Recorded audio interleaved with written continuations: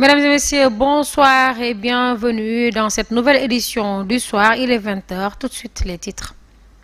Au sommaire de cette édition, parlons de la présidentielle. Les résultats officiels confirment la large victoire de Bassirou Diomaye Faye. L'opposant sénégalais Bassirou Diomaye Faye a largement remporté dès le premier tour de la présidentielle avec 54,28%, loin devant le candidat Amadou Ba avec 35,79%. Vous suivrez la réaction du procureur Hamadi Diouf qui a rendu public les résultats provisoire dans cette édition. Et puis, nouveau président et son gouvernement, les attentes des Sénégalais. À peine élu, le président de la République, la formation du nouveau gouvernement suscite déjà un débat chez les Sénégalais. Qui va occuper quel poste? C'est la question que l'on se pose concernant Ousmane Sonko. Certains souhaitent le voir à l'Assemblée nationale, d'autres dans le gouvernement. Vous suivrez un reportage d'Abdoulaye Dieye dans le développement. Actualité internationale au Togo, à bras de fer entre l'opposition et le régime. Dès le changement constitutionnel, la tension politique monte au Togo où des partis d'opposition, moins de 48 heures après l'adoption d'une nouvelle constitution, ont dénoncé mercredi 27 mars une forfaiture. Nous y reviendrons en détail dans cette édition. C'était le titre. Dans un instant, le développement.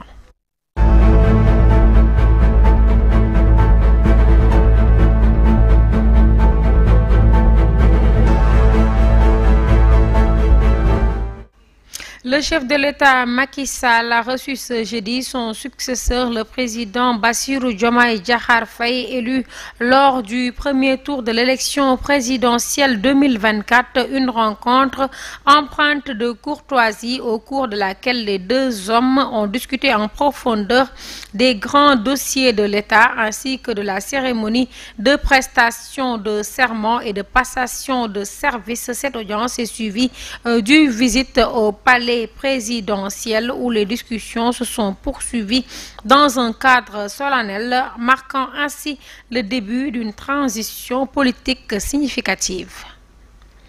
Et puis, présidentielle, les résultats officiels confirment la large victoire de Bassirou Diomaye Diakhar Faye. L'opposant sénégalais Bassirou Diomaye Faye l'a largement remporté dès le premier tour de la présidentielle avec 54,28% des voix, loin devant le candidat du pouvoir Amadou Ba avec 35,79%.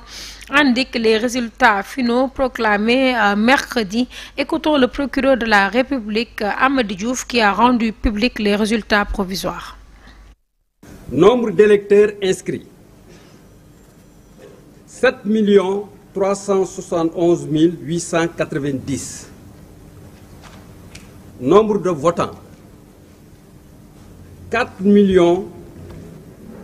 519 253.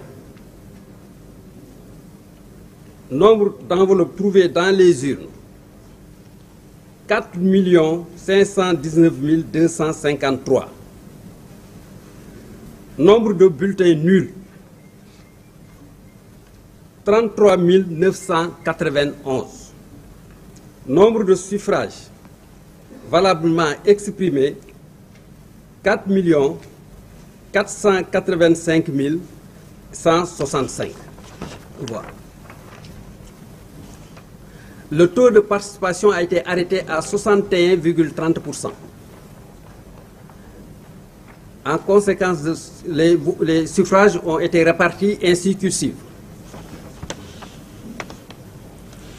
Pour Bassirou Diomaye Faye, je précise que c'est 54,28%. Voilà, 54,28%.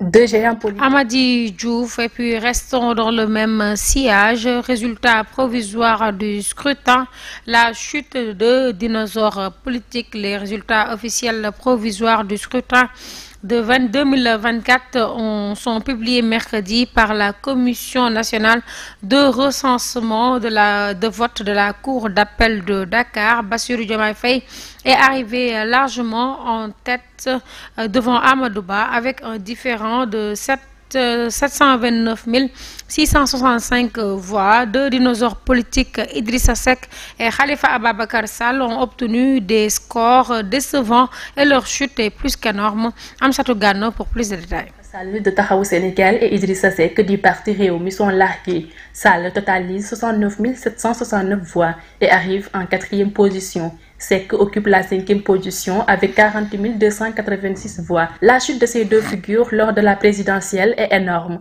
Ils ont même perdu dans leur bureau de vote respectif. Bassirou Diomaye Faye a été impitoyable avec eux. L'ex-maire de Thiès, qui était auparavant le chef de l'opposition en 2019, avec son score de plus de 21%, avait une solide base politique. Il était nommé Premier ministre de 2002 à 2024, devenu maire de Thiès de 2002 à 2014 et président du Conseil économique, social et environnemental de 2020 à 2023. Lors de ses chutes de 2019, sa dernière position derrière Macky Sall était une véritable prouesse. Ses chances de devenir président en 2024 étaient intactes. Hélas, la chute a été fatale. Cette dégringolade est liée certainement à son ralliement au pouvoir en 2020 et pour avoir dirigé le Conseil économique, social et environnemental, il est clair qu'Idrissa Seck de 2024 n'est pas celui de 2019 qui drainait une foule immense derrière lui. Quant à Khalifa Sall, maire de Dakar de 2009 et réélu en 2014, il a été aussi laissé en rade depuis sa condamnation pour détournement de caisses d'avance en 2017. Sa carrière a été entachée. À cela s'ajoute la supposée trahison de la coalition Yewwi Askan Wi en participant au dialogue national initié par le président de la République. L'attitude de son protégé Barthélémy Diaz, maire de Dakar, et sa communication vis-à-vis de Sonko n'ont pas aidé Khalifa Sall en rupture de banc avec le leader de Pastef. L'avenir politique de ces deux géants n'est-il pas compromis?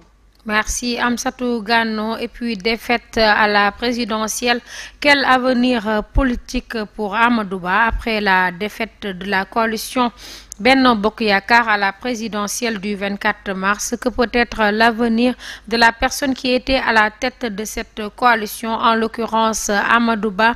Ibrahima Bakhoum, journaliste et analyste politique, défriche quelques perspectives pour nous. Il est au téléphone avec Mansour Diassé. Les jours qui suivent une défaite sont toujours très compliqués à gérer par les partis politiques. L'APR ne fera pas exception à cette règle. Amadou Ba, le candidat du parti de la coalition Benno Bokk Yakaar, défait lors du scrutin présidentiel du 24 mars dernier, sème une grande crise dans le jardin marron-beige. Quels sont les chantiers à déblayer s'il veut conquérir le fauteuil présidentiel? Ce qu'il a à faire tout de suite, c'est, je dis éventuellement, faire la paix avec ses camarades de l'APR d'abord. Parce que vous savez, il y a eu beaucoup de confusion entre Benno et APR. Le président de Benno était en même temps le président de l'APR, en l'occurrence Macky Sall.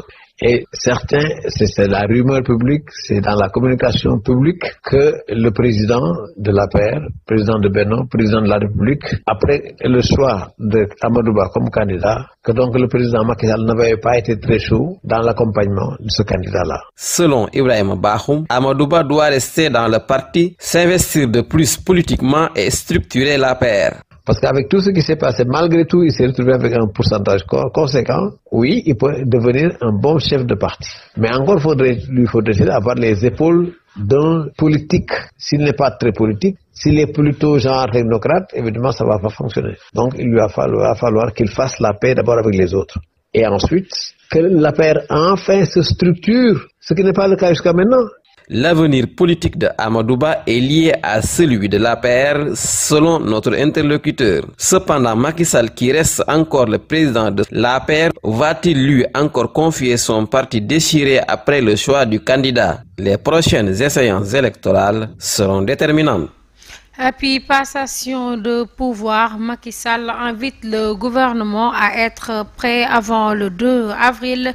Le chef de l'État a présidé son dernier conseil des ministres ce mercredi 27 mars. Ainsi, il invite le gouvernement à prendre les dispositions requises pour l'installation du nouveau président.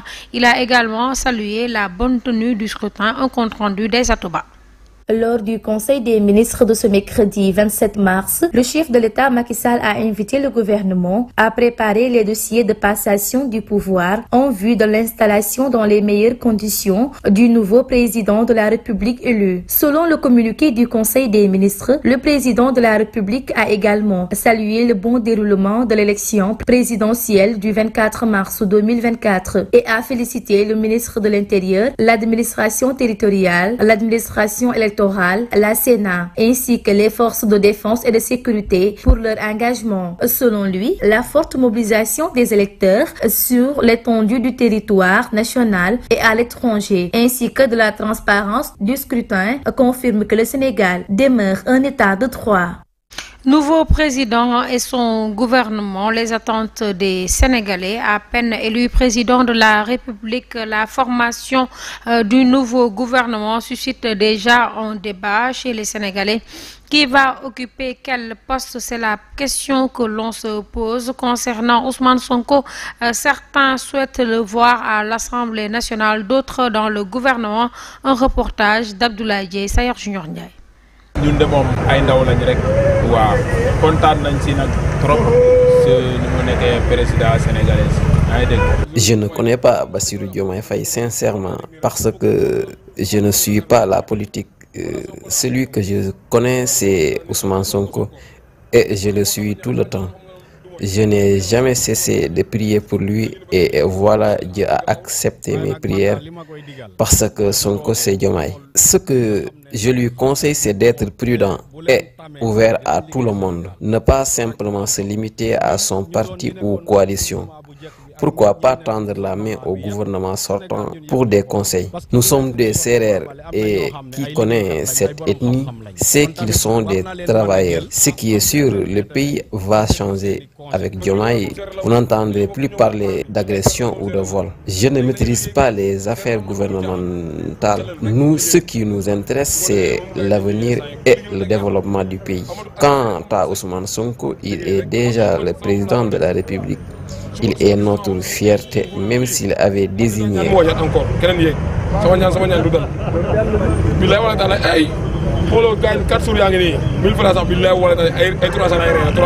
Un jeune tué à Pikine, les Pikinois accusent la police et se révoltent après le meurtre d'un jeune Pikinois. Les jeunes de cette localité très coléreux ont accusé la police. Ils ont également attaqué ce mercredi 27 mars 2 véhicules, l'un appartenant à Dakar Dem Dikk en particulier. Ndella Ndiaye nous a fait le point. Après l'inhumation de Mohamed Diop d'Itaya à Pikine, ses amis, très en colère, sont descendus dans les rues et ont attaqué le commissariat de police. Chassés par les policiers, ils ont brûlé et cassé des véhicules. Très remontés, ces jeunes Pikinois ont voulu se faire justice en incendiant un bus Dakar Dem Dikk et un véhicule particulier. Ainsi, l'autopsie révèle que le décès de Mohamed Diop Taya est dû aux complications métaboliques d'un plus traumatisé avec fracture déplacée, tout autre. Pour rappel, ce jeune du nom de Mohamed Diop d'Itaya était interpellé dans la nuit du lundi au mardi avec ses deux autres amis enchaînés aux alentours de l'arène nationale. Après avoir été interpellés, l'un d'entre eux a pris la fuite et les deux autres ont été tabassés par les éléments de la police avant d'être évacués à l'hôpital.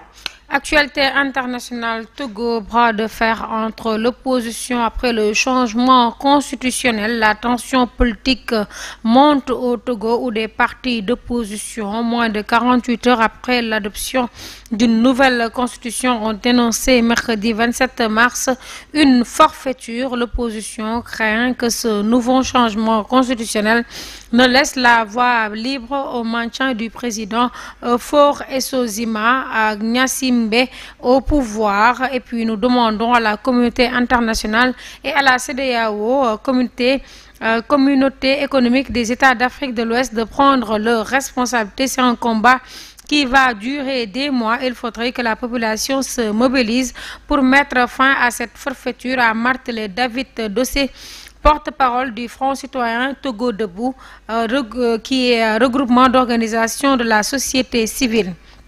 Et puis, en République démocratique du Congo, Salomon Idi Kalonda, conseiller spécial de Katumbi, libéré provisoirement, arrêté le 30 mars 2023 à l'aéroport de Ndjili, Kinshasa. Salomon Idi Kalonda, conseiller spécial de Moïse Katumbi, a bénéficié mercredi d'une liberté provisoire.